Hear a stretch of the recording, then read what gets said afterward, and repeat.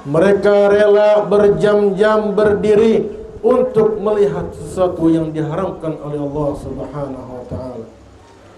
Mereka rela berdiri berjam-jam hanya untuk mendengarkan yang diharamkan oleh Allah Subhanahu wa taala.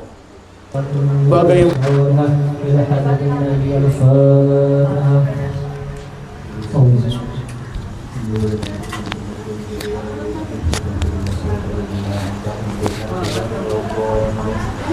Astaghfirullahaladzim li wa liwalidayya wa li ashabil uqufil wajibati alayya wa li jami'il muslimin wal muslimat wal mu'minin wal mu'minat al-ahya'i minhum wal amwat.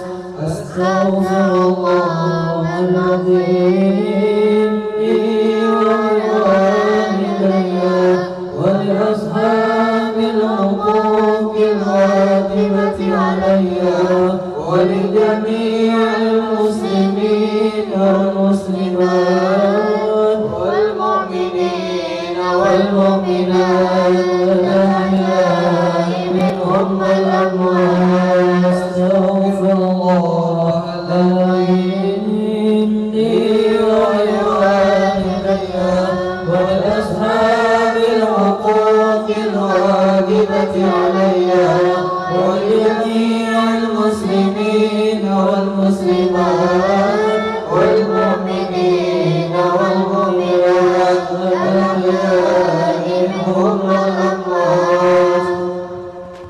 Ila sayyidina Rasulullah Muhammad Abdullah wa ansari Rasulullah wa muhajirin ma'a Rasulullah thumma ila ra'i sayyidil muhajirin ila Muhammad bin Isa thumma ila ra'i sayyidil faqih al-muqaddam Muhammad Ali wa ala rasulih wa furihim thumma ila ra'i Abi Ali wa Muhammad Husain al-Nafsi wa alihi wa walidina wa walidihim wa ummatina wa ummatihim wa muslimin ajma'in min hadrin nabi al-Fatiha. أعوذ بالله من الشيطان الرجيم الحمد لله الرحمن الرحيم مالك يوم الدين إياك نستعين اهدنا الصراط المستقيم صراط الذين أنعمت عليهم غير المغضوب عليهم الفاتحة لنا ولكم يا حاضرون ووالدينا ووالديكم ومشايخنا ومشايخكم ومن حضر ومن غاب أنه لأحيائنا ولأمواتنا وللمرضى والمواظبين على هذا العمل ولمن كان سببا في جميعنا بأن ينور قلوبنا وبستر العيوب ويفرج الكروب ويغفر لنا بما حفظ به الذكر وينصرنا بما نصر به الرسل ويرزق أجرا به المقادير ويحول علينا كل عسر ونسأل الله الكريم أن يسد الديون ويرد الحصون أن وأن جميع المسلمين جميعا بكل نية صالحة وحسن الخاتمة ولحافظ النبي صلى الله عليه وسلم وصحبه وسلم كرام. الفاتحة.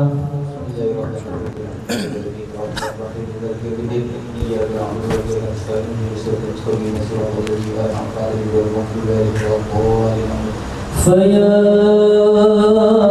أيها الرجون منه شفاعة صلوا عليه وسلموا تسليما اللهم صل وسلم وبارك عليه وعلى آله. ويا أيها المشتاق إلى رؤيا جماله صلوا عليه وسلموا تسليما اللهم صل وسلم وبارك عليه وعلى آله. ويا من يخطب وصاله يقظة ومناما صلوا عليه وسلموا تسليما اللهم صل وسلم وبارك عليه وعلى آله. الجنة ونعيمها سعد لمن يصلي ويسلم ويبارك عليه.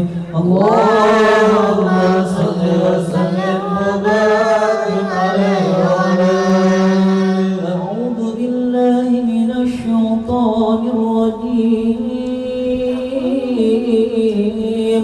لقد جاءكم رسول من أنفسكم عزيز عليه ما عنتم حريص عليكم بالمؤمنين رؤوف رحيم. صلى الله عليه. فإن تولوا فقل حسبي الله لا إله إلا هو عليه توكلت وهو رب العرش العظيم. صلى الله عليه. إن الله وملائكته يصلون على النبي يا أيها الذين آمنوا صلوا عليه وسلموا تسليما. اللهم صل وسلم وبارك عليه وعلى آله. يا رب صل على محمد أشرف بدر في الكون أشرف. يا رب صل على محمد يا رب صل عليه وسلم. يا رب صل على محمد سمر من داعي يده إلى الحق. يا رب صل على محمد يا رب صل عليه وسلم. يا رب صل على محمد مصطفى الصادق المصدق. يا رب صل على محمد يا رب صل عليه وسلم. يا رب صل على محمد أهل الورى منطقا وأصداقا. يا رب صل على محمد يا رب صل عليه وسلم. يا رب صل على محمد أفضل من بالتقى تحقق. يا رب صل على محمد يا رب صل عليه وسلم. يا رب صل على محمد من بالسخاء والوفاء تخلق.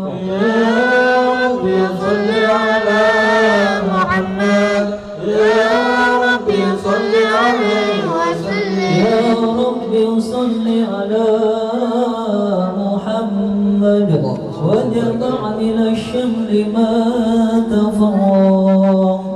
يا رب صل على محمد يا رب صل عليه وسلم. يا رب صل على محمد واسلم وسهل ما قد توق.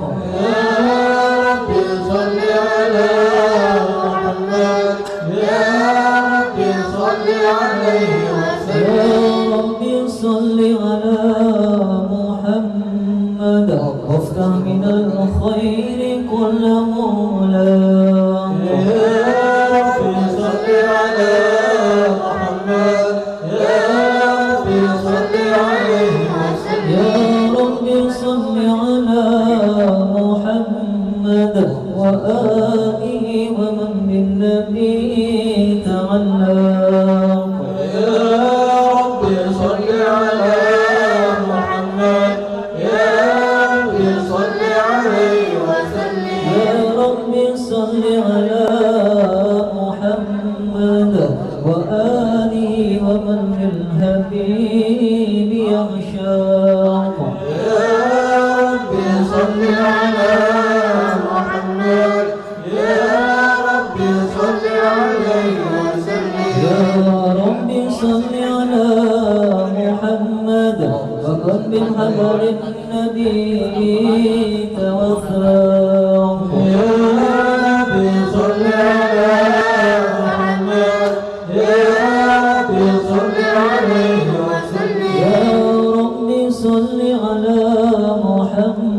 محمد يا رب صل عليه وسلم يا رب صل على محمد يا رب صل عليه وسلم اللهم صل وسلم وبارك عليه وعلى بسم الله الرحمن الرحيم الحمد لله القوي سلطانه الواضح برهانه المبسوط في الوجود كرمه وإحسانه تعالى مجد وعظم شانه خلق الخلق بهمة وتوى عليها علما وبسط لهم من فائض المنة ما جرت به في أقدارهم الحسنى فأرسل إليهم أشرف خلقه وأجل أبيده رحمة تألقت إرادته الأزلية بحلق هذا الأبد المهموم فانتشرت آثار شرفي في عوالم الشهادة والغيوم فما جل هذا المن الذي تكرم به المنان وما أعظم هذا الفضل الذي برز من حضرة الإنسان سورة كاملة ظهرت في هيكل محمود تأثرت بوجودها أقناف الوجود وبرزت رد العوالم طراز التكريم اللهم صل وسلم بالصلاة والتسليم على سيدنا ونبينا محمد الرؤوف الرحيم اللهم صل وسلم وبارك عليه وعلى آله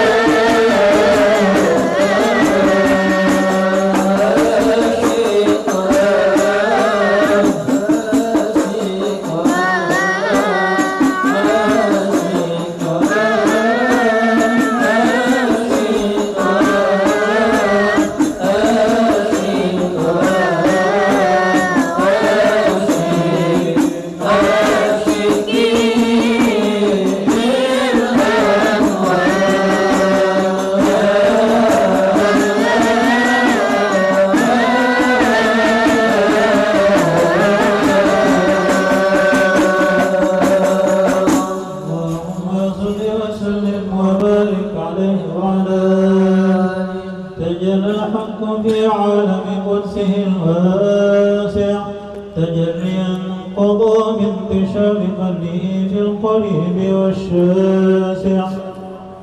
فالحمد الذي نزع بالعلوم تعداد ولا يمل تكراره بكثرة ترداد حيث أبرز من عالم الإمكان صورة هذا الإنسان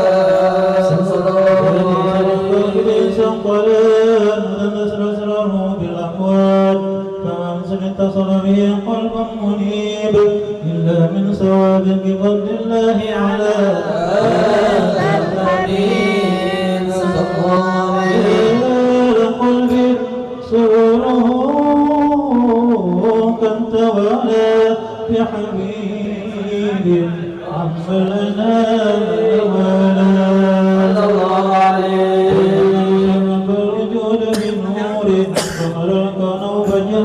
غمر الكون بهجته وجمالا ترقى يسرع على مقام وتناهى في مجده وتعالى تهز العيون في مجده بشرا كاملا يثير الضلالا في شؤونه وكمالا فسبحان الذي أبرز من حضرة الامتنان معجد عن وجهه اللسان ويحار في تعقل معانيه الجنان انتشر منه في عالم البطون والظهور وملأ الوجود الخلق الله من إله كريم بشرتنا آياته بالذكر الحكيم ببشارة لقد جاءكم رسول من أنفسكم عزيز عليه ما عنتم حريص عليكم بالمؤمنين رؤوف رحيم صلى الله عليه وسلم هذه البشارة وتلقاها بقلب سليم لقد هدي إلى صراط مستقيم. اللهم صل وسلم وتسليم على سيدنا ونبينا محمد الرؤوف الرحيم. اللهم صل وسلم وبارك عليه واشهد ان لا اله الا الله وحده لا شريك له شهادة بها اللسان عما تضمنه الجنان من التصديق بها والميزان بهذه السدود من الإيمان كواعد وتلوى اليقين الذي عن التصديق والشرب شواهده.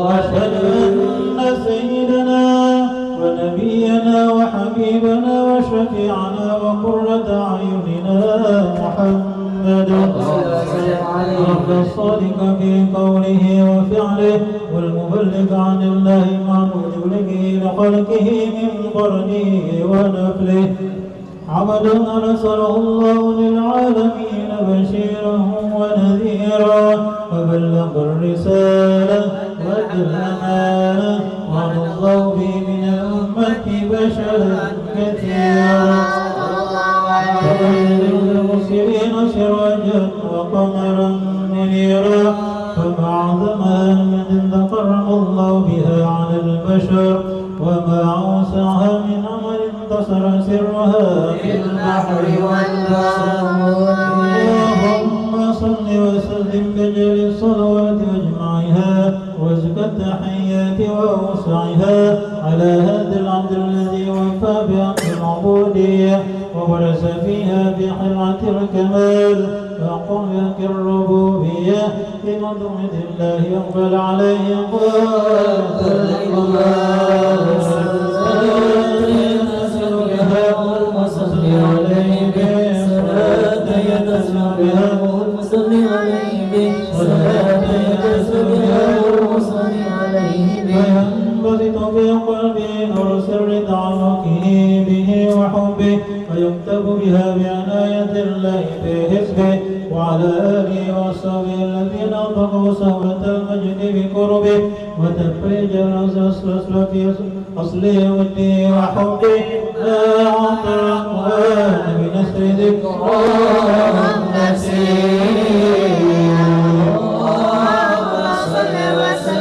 بشوف الصلاة والتسليم على سيدنا محمد الرؤوف الرحيم اللهم صل وسلم وبارك عليه في رسول الله والبدن والرجال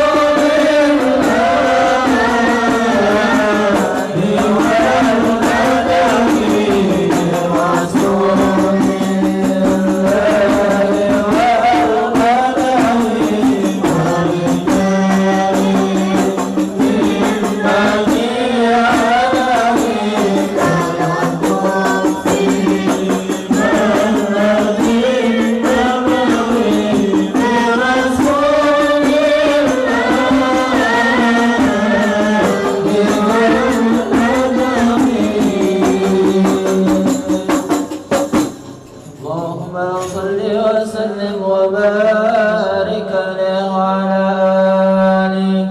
وقد آذن القلم أن يحط ما حركت فيه الأنامل مما استفاده فحم من صفات هذا العبد المحبوب الكامل وشمائله التي هي أحسن الشمائل.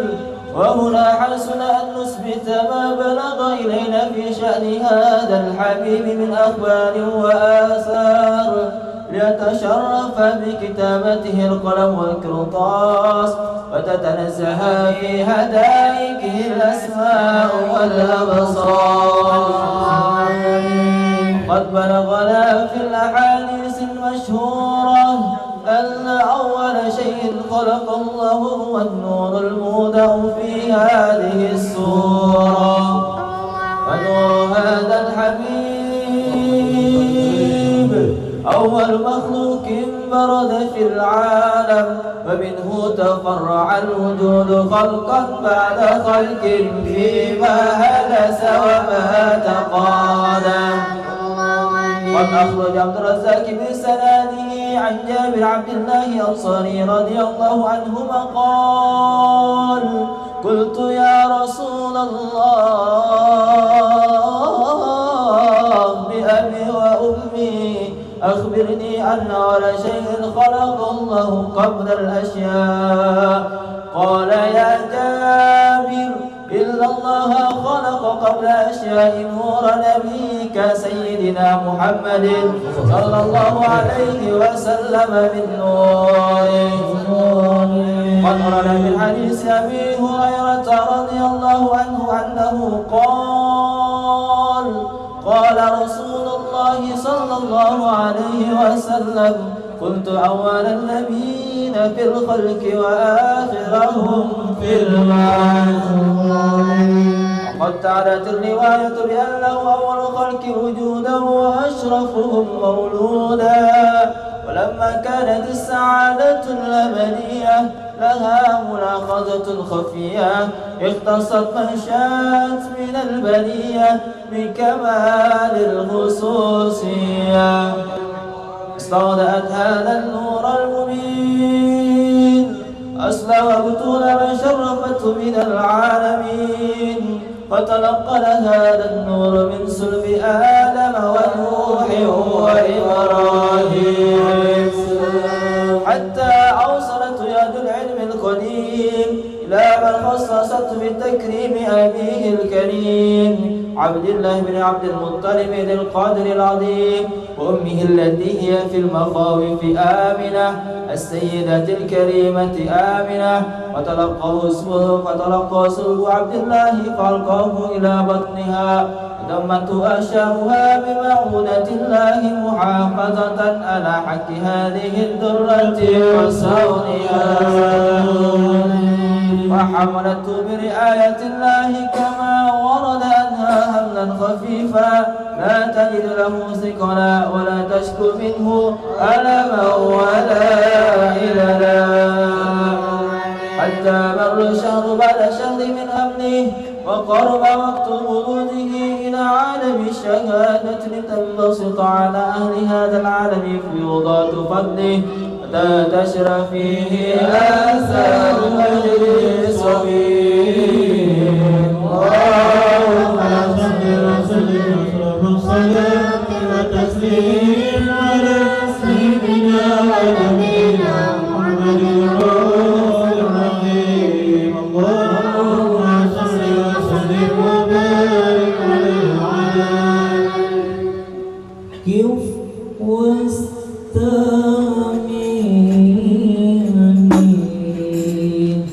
يا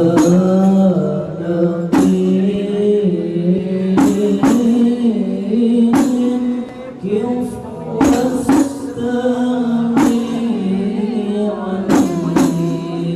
يا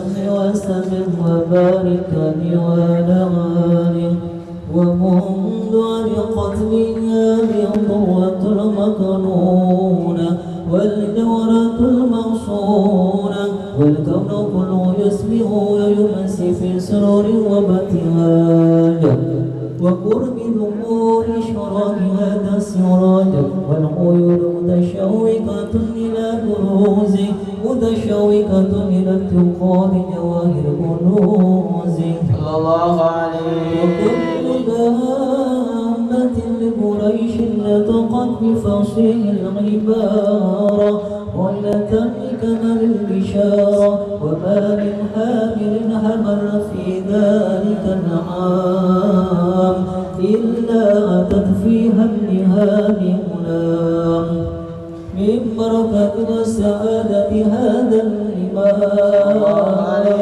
ولم تزل الأرض والسماوات متجمعة بدر الفرد ولا قد يصر في البريات وبروز من علم الخفاء إلى عمد الظهور بعد تنقله بالبطون في البطون والظهور فأظهر الله في الوجود بعد التمريم وسد في العالم الكبير مائدة التشريب والتنظيم ببرز هذا البشر الكريم. اللهم صل وسلم واشرف الصلاة والتسليم على سيدنا ونبينا محمد الرؤوف الرحيم. اللهم صل وسلم وبارك عليه وعلى آله. فحين قرب هوان ودري هذا الهبيب أهلت السماوات والأرضون ومن فيهن بالترهيب وأمطار الجود إلهي على أهل الوجود تسيد وألسنة الملائكة بتبشير للعالمين تعيد. الحمد لله ولا إله إلا الله الله أكبر سبحان الله الحمد لله ولا إله إلا الله الله أكبر سبحان الله الحمد لله ولا إله إلا الله الله أكبر. ولو قدرة كشفت بنا هذا المستور لبرز نوره كاملا في علم الظهور نورا فاق كل نور صلى الله عليه. وأوفد الحقوق من على من أتم الله عليه النعمة من خواص الأمة أن يحضر عند وجه أمة تعيسا لجنابها المسعود وبشراكة لها في هذا السبات الممدود صلى الله عليه. فليوفد توفيق الله سيدة مريم وسيدة آسيا وما هما من الأمور العين من أقسم الله له من الشرف بالقسمة الوافية فتلوم كل ذي رتب الله على هدوره وجود هذا المغرور فانسلق سبول كمال من النور المهمود وارجى الهابط المحمود وكلا لله بتعظيم والسجود. صلى الله على محمد صلى الله عليه وسلم صلى الله على محمد صلى الله عليه وسلم صلى الله على محمد يا ربي صل وسلم. يا نبي سلام عليك يا رسول سلام عليك يا حبيب سلام عليك صلوات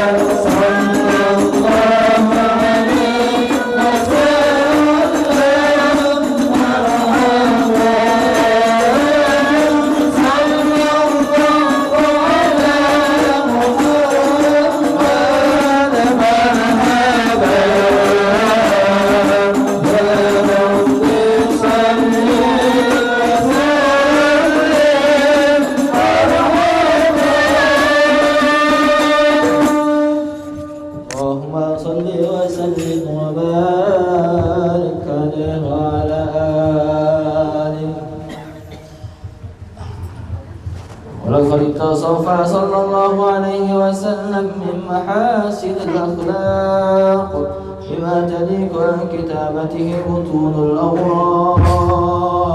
كان حبيبنا صلى الله عليه وسلم أحسن الناس خلقا وخلقا، أولهم إلى مكارم الأخلاق سبقا، وأوسعهم بالمؤمنين حلما ورفقا، برا رؤوفا لا يقول ولا يفعل إلا معروفا. له الخلق السهل واللفظ المحتوي على المعنى الجد، إذا دعاه المسكين وأجابه إجابة معجلة، وهو له الشفيف الرحيم باليتيم والأرملة. له مع سهولة أخلاقه الهيبة القوية التي ترتعد منها فرئيس الأقوياء من البرية. فمن نصر طيبه تعترك الطرق والمنازل، وبأرف ذكره تطيبت المجالس والمحاسن. وهو صلى الله عليه وسلم جامع الصفات الكمالية، والمنفرد في خلقه وخلقه بأشرف خصوصية، وما من خلق في البرية محمود إلا وهو متلقى عن زين الوجود.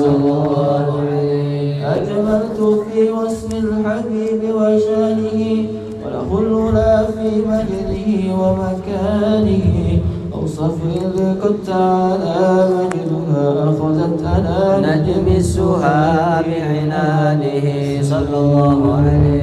وقد انبسط القلم في تدوين ما أفاده علم من وقائع مولد النبي الكريم، وحكاية ما أكرم الله به هذا العبد المكرم من التكريم والتعظيم والخلق العظيم صلى الله عليه. حسن مني أن أمسك عنة الأقلام في هذا المقام، واقرأ السلام على سيد الأنام. السلام عليك أيها النبي ورحمة الله وبركاته.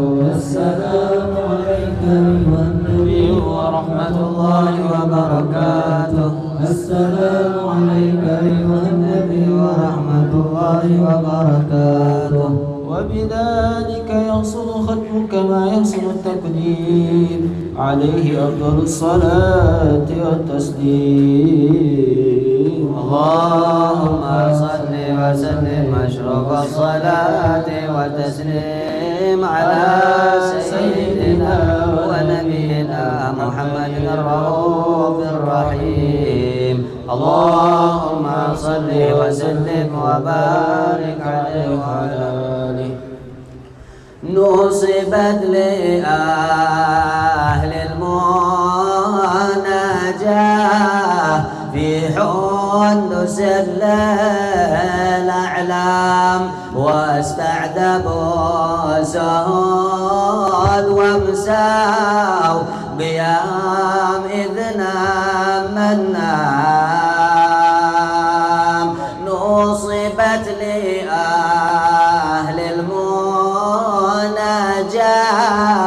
في حندس الأعلام، واستعذبوا سهود وامساوا قيام إذ نام النام. واستقبلتهم لطائف بهجات فضل وإكرام، من لذة لا تقيف ولا تصور في الأفهام.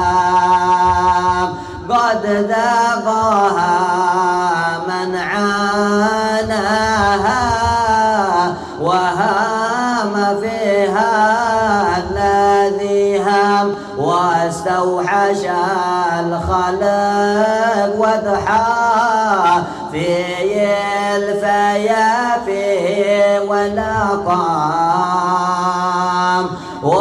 ولا يعرج على شيء سواه أولى من لم طابوا وفاز المخفون ونحن أرباب الآثام نبني ونهدم بيننا ومنتهى أمرنا نهدم بالسوف والسوف تسويف تمضي الليالي والأيام أيامنا قد تفضل على تماني والأوهام فكل آت قارب والعافية بعدها سقام والعمر فان وإن طال لابد من كرة السام والغيث رامل منا وأطفالنا يتام ونذكر أيام كنا كأنها تغاث أحلام نندم على ما فعلنا ولا يفيد الندم يا ذا الكسل كم تؤخر توباتك من عام إلى عام وليس تدري بعامل يأتيك ناقص أو تام والخاتم صلوا على أحمد بحر الفضايل محمد ما طير بالليل غرات على غضيب الغصون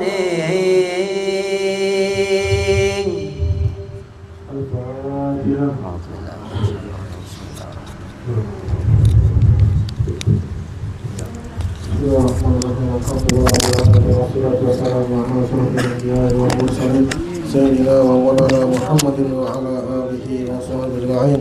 اللهم اغفر لنا ذنوبنا ولوالدينا ولمشايخنا ولمن أحب إلينا وصل إلينا ولمن أوصانا بالدعاء. اللهم أحسن عاقبتنا في أمور كلها وأجرنا من خزي الدنيا وعذاب الآخرة.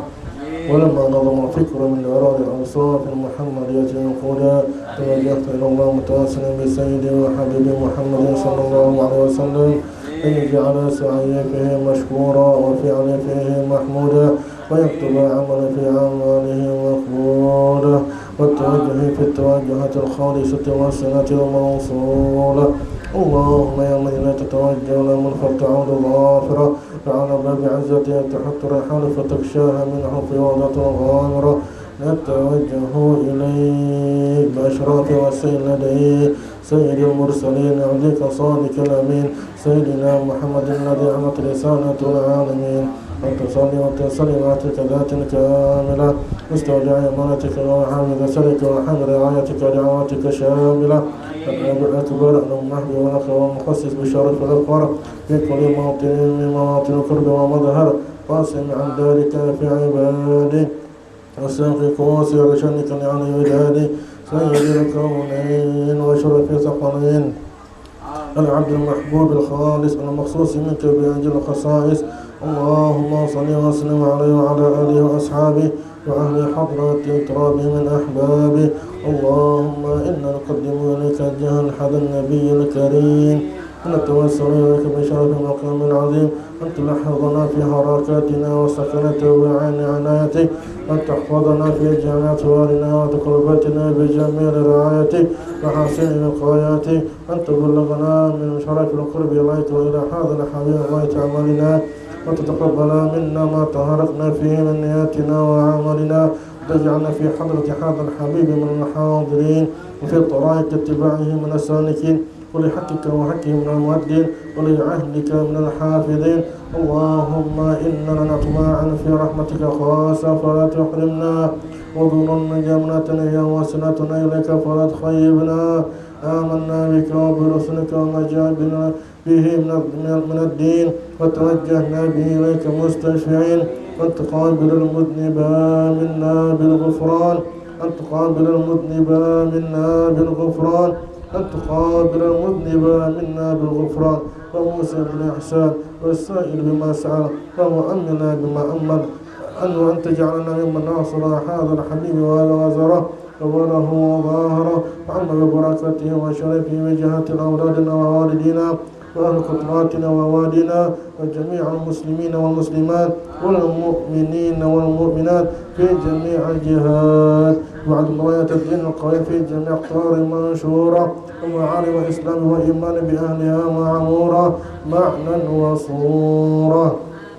واكشف الله مكروبة المكروبين، واقضي دين المدينين، واغفر للمذنبين، وتقبل توبة التائبين، وانشر رحمتك على عبادك المؤمنين أجمعين، واغفر شر المعتدين والظالمين، وابسط العدل بولاة الحق في جميع النواحي والأقطار، وأيدهم بالتأييد من عندك ونصر على معاندين من المنافقين والكفار، واجعلنا يا ربي في الحسن الحسين من جميع البلايا، واجعلنا يا ربي في الحسن الحسين من جميع البلايا، واجعلنا يا ربي في الحسن الحسين من جميع البلايا، وفي حرز المكين من الظلم والخطايا، وأدمنا في أعمال بطاعتك وصدق في خدمتك قائمين، وإذا توفيتنا فتوفنا المسلمين المؤمنين، واختم لنا منك بخير أجمعين. وصلي وسلم على هذا الحبيب المحبوب والأجسام والعمر والقلوب، وعلى آله وأصحابه ومن إليه المنصور، وآخر الدعوان عن الحمد لله رب العالمين. الفاتحة.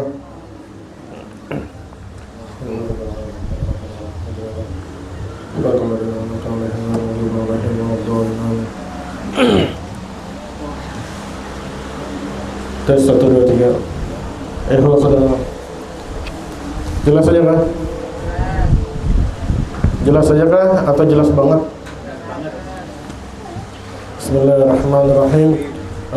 Assalamualaikum warahmatullahi wabarakatuh. Alhamdulillah. Alhamdulillahilladzi ja'ala at-taqwa asasal khairat wa ra'sad darajat, الذي أراهم الحسنى في الحياة بعد الممات. اللهم صل على سيدنا محمد أفضل الصلوات، وعلى آله وصحبه أئمة القادات، وسلم تسليما كثيرا إلى يوم الميقات. أما بعد. Alhamdulillah, kita telah dikumpulkan di Majelis Ta'lim Al-Mubarakah ini, dan juga yang kami hormati para sesepuh Citra Niaga, khususnya Bapak Haji Warsono dan Bapak Haji Bahrani, dan seluruh habaib, khususnya Habib Hussein, dan seluruh asatidz, khususnya di sini Ustadz Ahmad Muhammad, dan seluruh hadirin dan hadirat. Mudah-mudahan berkat kita berkumpul di tempat ini, Allah Subhanahu wa taala ampuni dosa kita, Allah Subhanahu wa taala angkat derajat kita, Allah Subhanahu wa taala selamatkan kita di dunia dan di akhirat. Amin ya rabbal alamin. Alhamdulillah, pada malam hari ini Allah Subhanahu wa taala masih memberikan cahaya takwa di dalam hati kita. Di dalam surah Al-Hujurat ayat 13, Allah Subhanahu wa taala berfirman, "Inna akramakum 'indallahi atqakum." Sesungguhnya yang paling mulia di sisi Allah di antara kalian adalah yang paling bertakwa. Apa artinya takwa? Ada yang tahu artinya takwa? Hah? Nah, siwak nah. Siapa yang tahu artinya takwa? Hah? Takwa artinya imtithalu awamirihi wajtinabu nawahihi, yaitu mengerjakan seluruh perintah Allah dan meninggalkan seluruh larangan Allah Subhanahu wa ta'ala. Ada tingkat takwa yang paling tinggi, a'la darajat, di dalam kitab Dalilus Sa'ilin halaman 112 sana disebutkan tingkat takwa yang paling tinggi adalah seseorang yang mengamalkan seluruh kewajibannya, adalah seseorang yang mengamalkan seluruh sunnahnya Rasulullah sallallahu alaihi wasallam, adalah orang yang meninggalkan seluruh yang diharamkan oleh Allah Subhanahu wa taala, adalah orang yang meninggalkan seluruh kemakruhan, adalah orang yang meninggalkan sesuatu yang diragukan kehalalannya. Itu adalah derajat takwa yang paling tinggi. Dulu banyak orang bertakwa, sekarang innalillahi wa inna ilaihi raji'un. Zaman dulu ada orang alim datang satu, manusia datang berbondong-bondong. Untuk apa? Untuk menuntut ilmu dengan mereka, untuk mendengarkan nasihat dari mereka, untuk mendengarkan untayan hikmah dari lisan mereka. Tapi sekarang kebalikannya, umatnya Rasulullah SAW di zaman sekarang mereka berbondong-bondong datang ke tempat yang dimurkai oleh Allah Subhanahu wa ta'ala. Mereka rela berjam-jam berdiri untuk melihat sesuatu yang diharamkan oleh Allah Subhanahu wa ta'ala. Mereka rela berdiri berjam-jam hanya untuk mendengarkan yang diharamkan oleh Allah Subhanahu wa ta'ala. Bagaimana rizki Allah turunkan kepadanya, sedangkan di dalam kehidupannya penuh dengan maksiat. Bagaimana cahaya-cahaya ilmu ingin Allah berikan kepadanya, sedangkan di hati mereka penuh dengan maksiat kepada Allah Subhanahu wa ta'ala. Wahai ruh yang di dalamnya ada cahaya asyhadu an la ilaha illallah wa asyhadu anna Muhammadan abduhu wa rasuluh, bertaubatlah kepada Allah. Seberapa besar pun dosamu, seberat apapun kejahatanmu, tunduk, bersimpuh, menangislah di hadapan Allah Subhanahu wa ta'ala. Ada sebuah kisah di dalam kitab Risalah Kusyairiyah halaman 424. Di sana kisahnya Fudail bin Iyad. Jadi Fudail bin Iyad ini, beliau ini seorang perampok besar. Saking besarnya perampokannya, sampai-sampai orang-orang itu takut dengan dia, terkenal sudah di mana-mana. Sampai suatu ketika Fudail bin Iyad ini dia jatuh cinta kepada seorang perempuan. Dia jatuh cinta kepada seorang bencong seorang perempuan. Akhirnya dia pada malam hari naik ke atas tembok untuk melihat perempuan itu. Ketika dia naik ke atas tembok, dia mendengar lantunan ayat Al-Quran surah Al-Hadid ayat 16. Alam ya'ni lilladzina amanu an takhsha'a qulubuhum li dzikrillah. Alam ya'ni lilladzina amanu, belum datangkah waktu buat orang yang bermukmin, an takhsha'a qulubuhum li dzikrillah, tunduk hati mereka dalam mengingat Allah. Wahai Fudail bin Iyad, belum datangkah lagi waktunya? Lalu Fudail bin Iyad berkata, ya Allah, al-an waktu, sekarang waktunya ya Allah. Aku taubat denganmu, Aku duduk bersimpuh di hadapan-Mu ya Allah.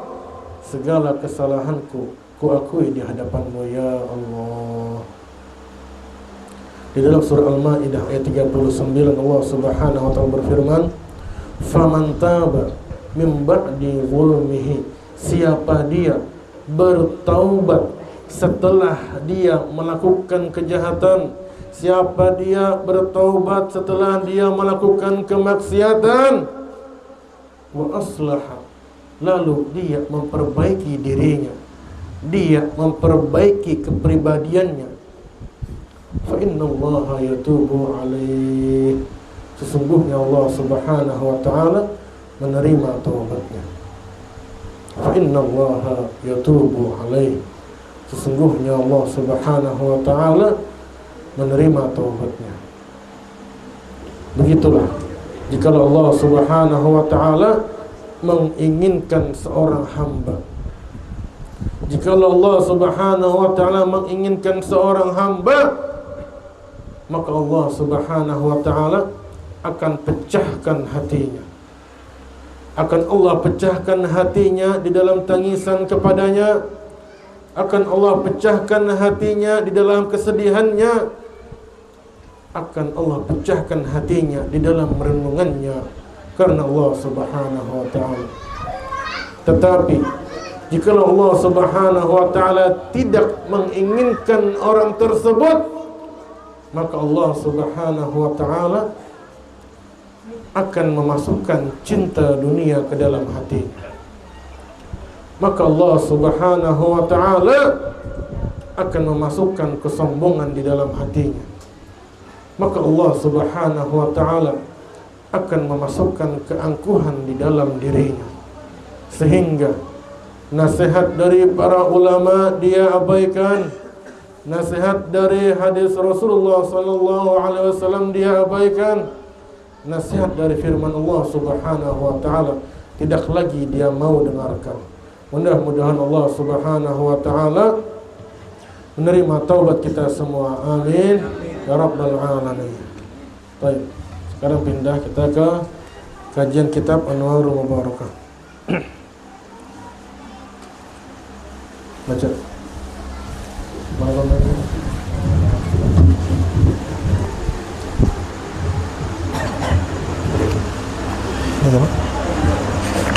Yang mana? Mau tuh?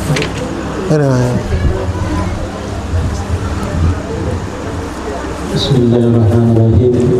Bab 4, air.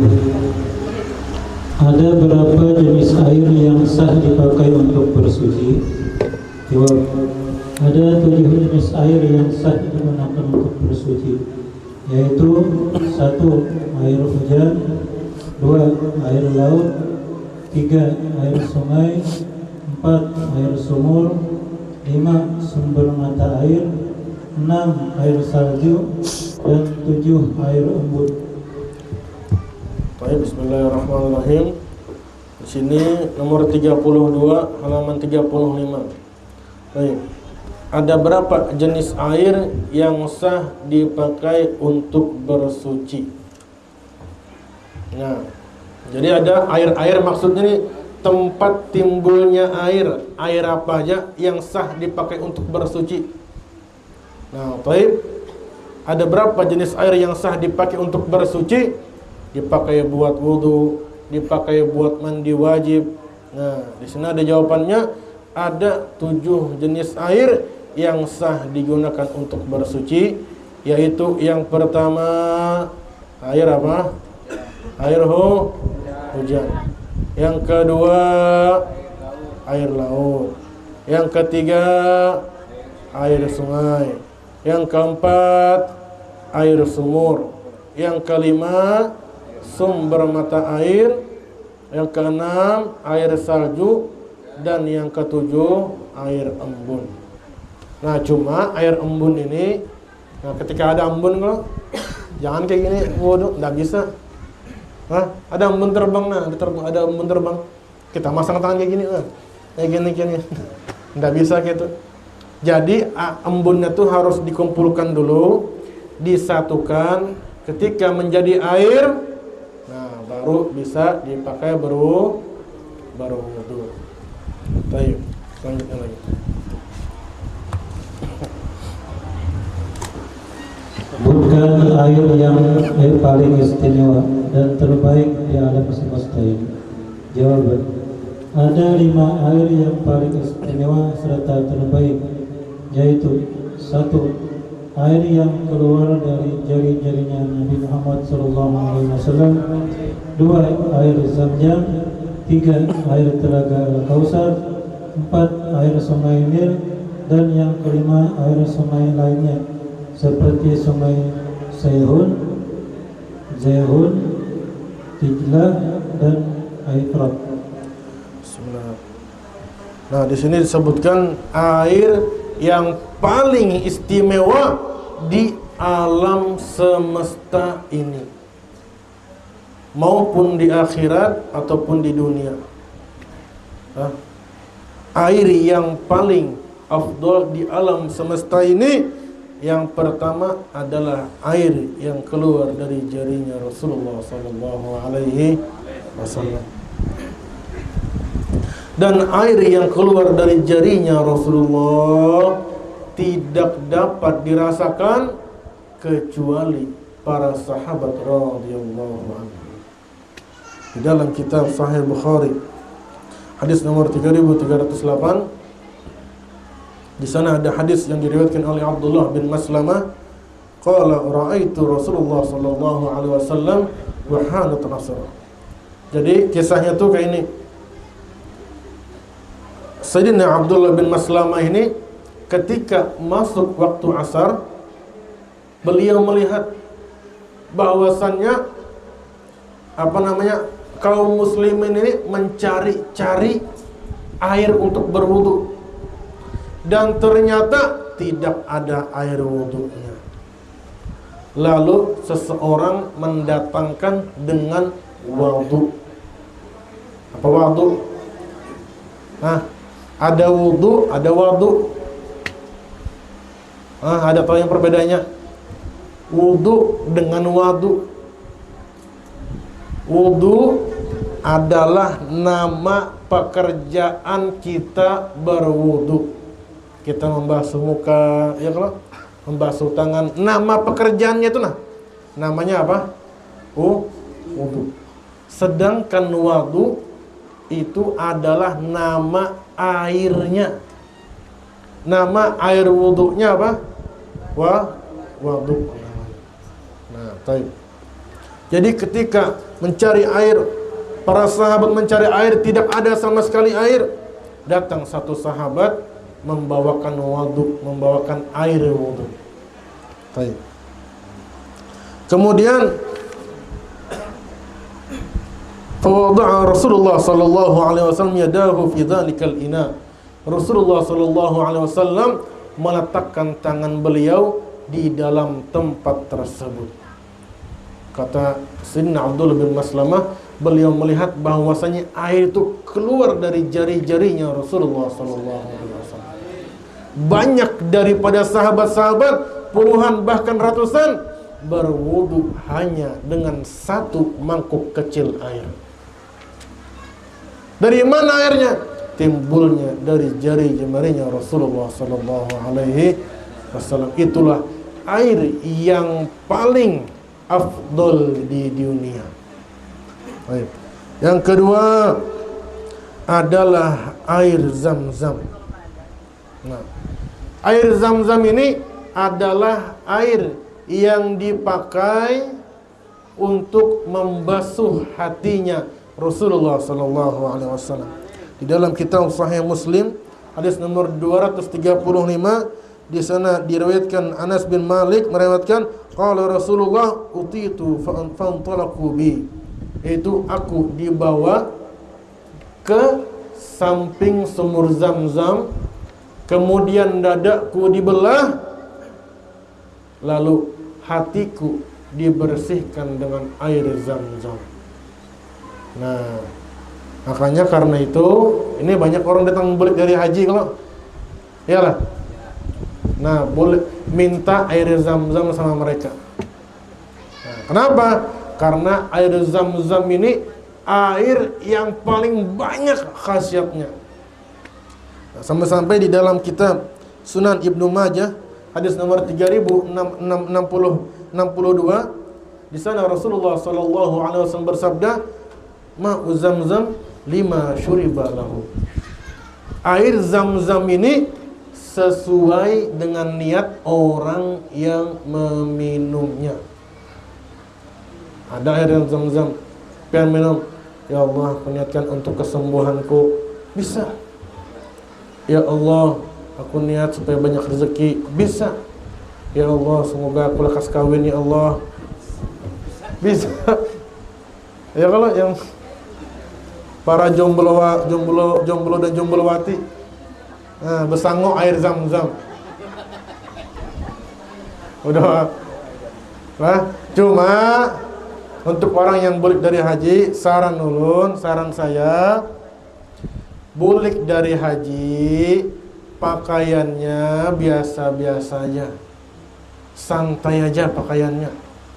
Nindak balik dari haji, innalillahi wa inna ilaihi raji'un. Perinces kalah boy, perinces kalah. Nah, pakaian emas 2 kilo begantung kemereng-mereng kepala. Ada yang rambutnya kelihatan, ada yang lehernya kelihatan, aurat boy. Bulik dari haji memamerkan aurat, pantaslah kira-kira. Pulang dari haji memamerkan kemewahan dunia, pantaslah kira-kira.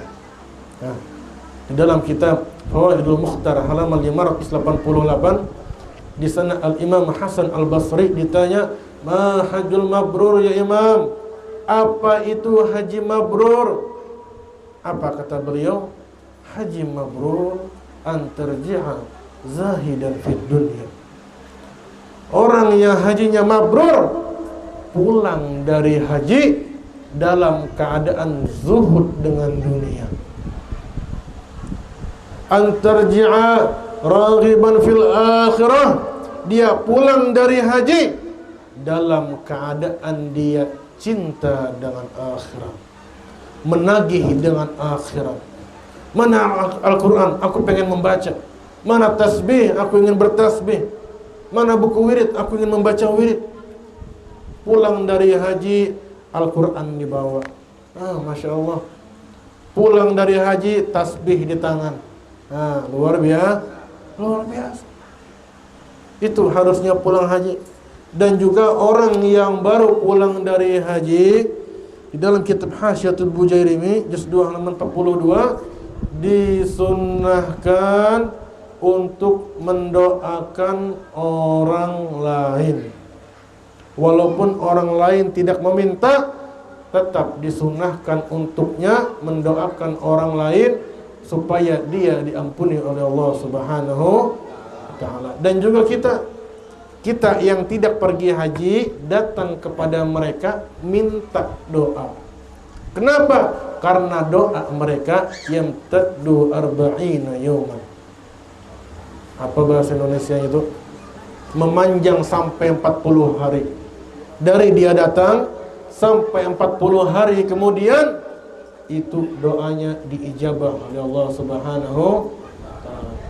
Minta doakan supaya apa? Hendak apa kai? Hendak berangkat haji juga. Minta doakan. Mau rezeki, minta sama mereka. Mau supaya dosanya diampuni, minta sama mereka.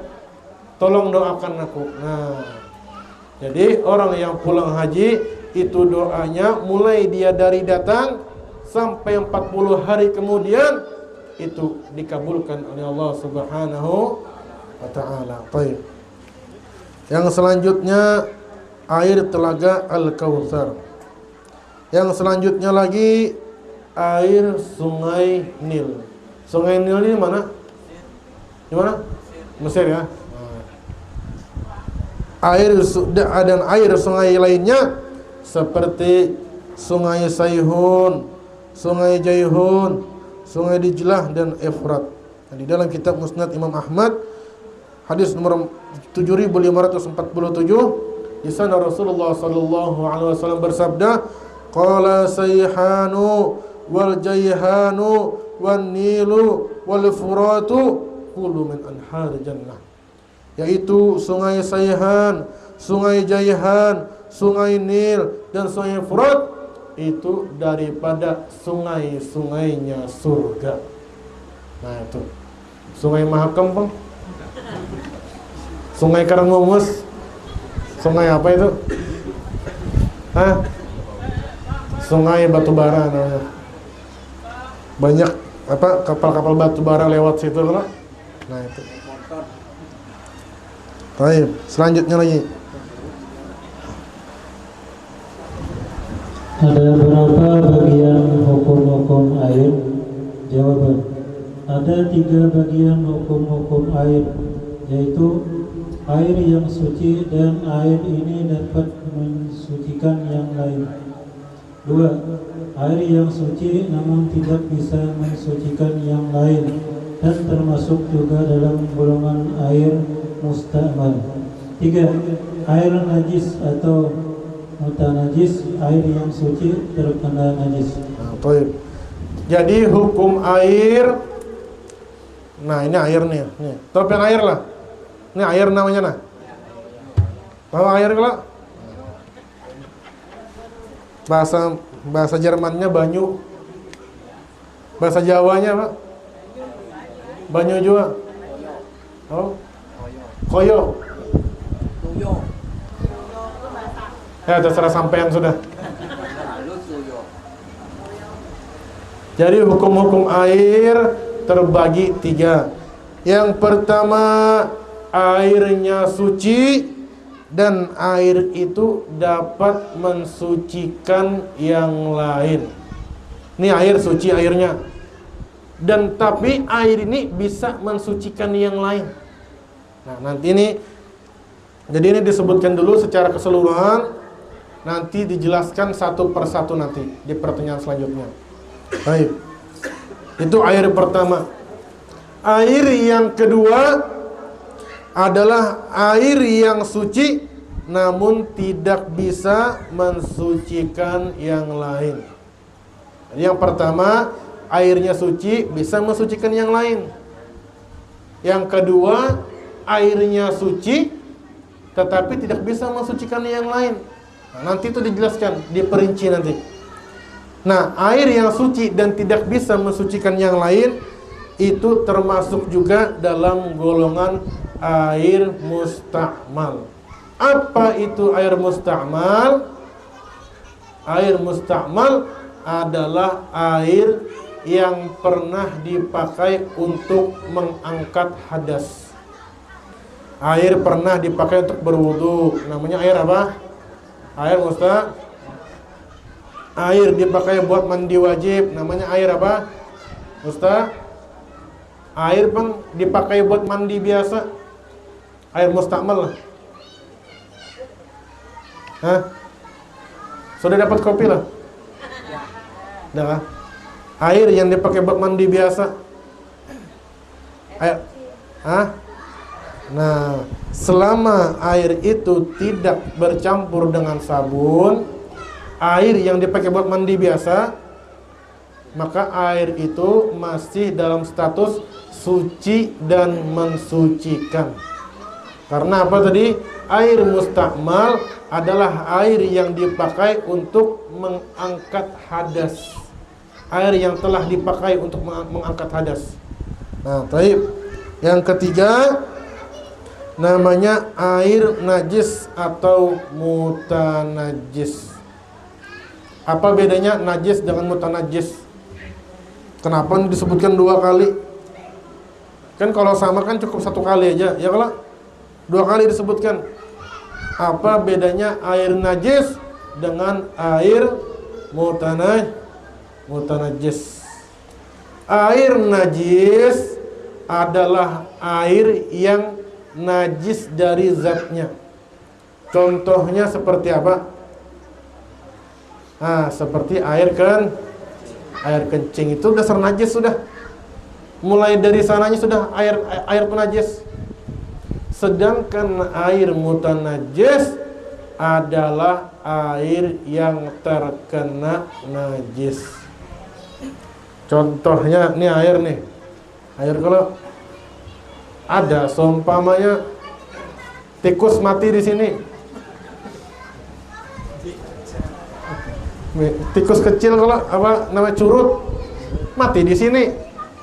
Airnya najis ke mutanajis? Mutanajis. Kenapa? Airnya terkena najis. Baik. Nah, sudah jelas. Nah, sekarang kita saatnya pembagian siwak bagi yang bisa menjawab pertanyaan.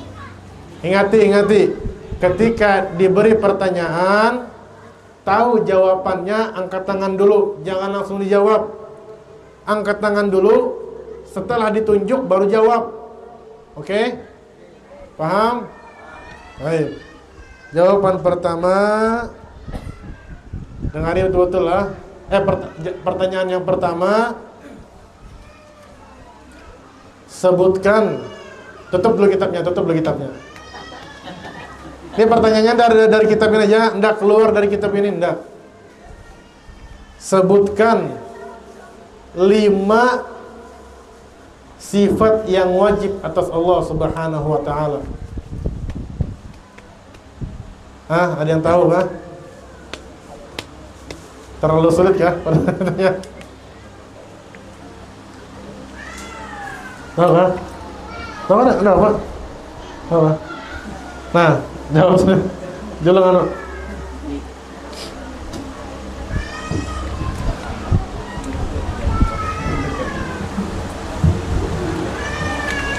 Sifat yang wajib bagi Allah Ta'ala: 1.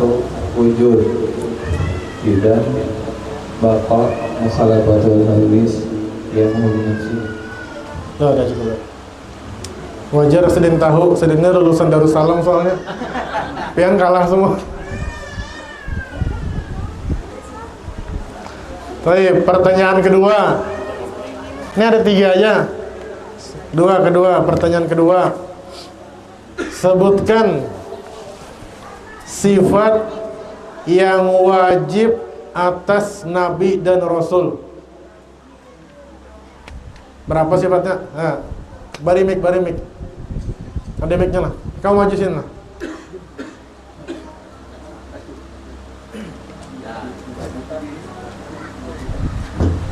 Sifat yang ada pada diri Nabi ada 4. Ya. Yang pertama sidik, yang kedua amanah, yang ketiga sidik, amanah, fatonah, yang keempat yaitu tablik. Sidik artinya jujur, amanah dapat dipercaya, fatonah berarti cerdas, tablik berarti menyampaikan. Masya Allah.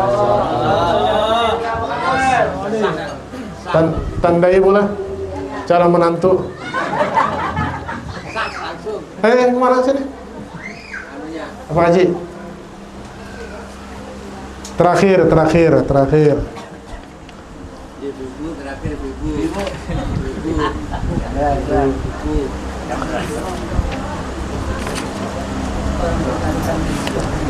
Buat ibu-ibu nah, lo carikan yang paling nyaman nah.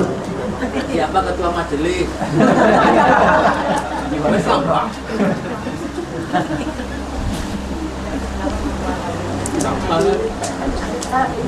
Nah, sebutkan apa saja ini buat siapa ya, laki-laki ataupun perempuan. Siwak terakhir sudah. Bulan depan lagi baru ada. Apa saja media yang bisa dipakai untuk bersuci?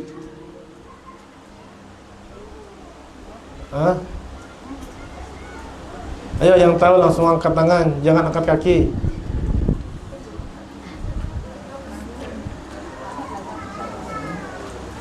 Media yang bisa dipakai untuk bersuci apa aja? Jangan dijawab. Dah terbakar dah. Selanjutnya lagi, ada berapa maqasid bentuk-bentuk bersuci?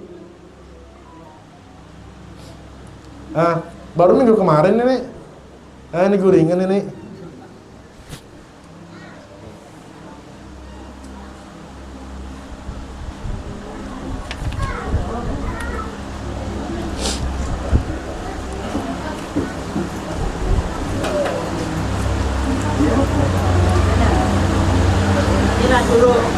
Apa? Air berwudu. Wudu. Pertama apa? Air. Wudu. Air terus berwudu. Lain boy. Maaf, Anda kurang beruntung.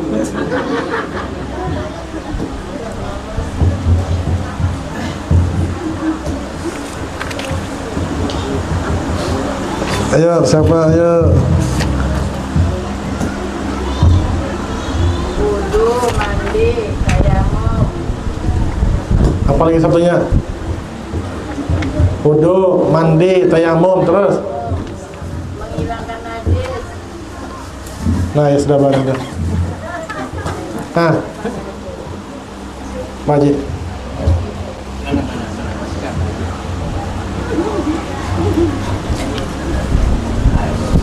Alhamdulillah. Mudah-mudahan berkat kita berkumpul di tempat ini, Allah Subhanahu wa taala ampuni dosa kita. Allah Subhanahu wa taala angkat derajat kita. Allah Subhanahu wa taala selamatkan kita di dunia dan di akhirat. Allahumma ja'alna minal ladzina yastami'una qawla fayattabi'una ahsanahu. Wa sallallahu ala sayyidina Muhammadin wa ala alihi wa sahbihi wasallam. Subhana rabbika rabbil izzati amma yasifun wa salamun alal mursalin. Walhamdulillahi rabbil alamin.